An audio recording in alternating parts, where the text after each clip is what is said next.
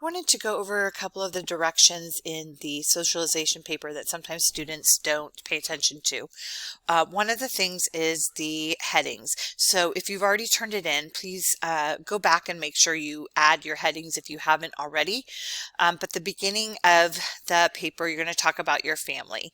So you're going to everything that it pertains to your family, you're going to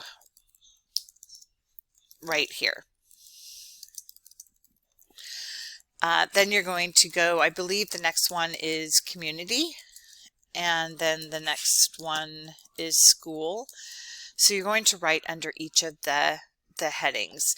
I also wanted to remind you that you're going to highlight the words that are on the last page of the directions, 15 words throughout your paper.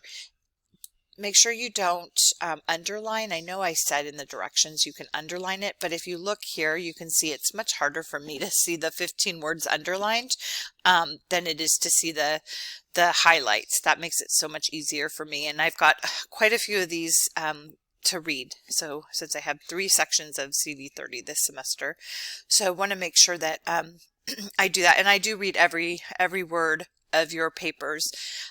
Remember, when the directions say your presentation, that is actually your discussion board, and you are going to write just whatever you want to write on your paper. If you want to just focus on one area, if you want to kind of do a synopsis or summary of your whole paper, you can do that.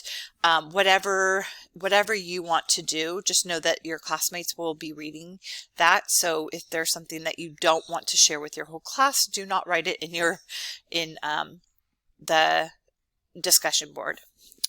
All right, have a great day.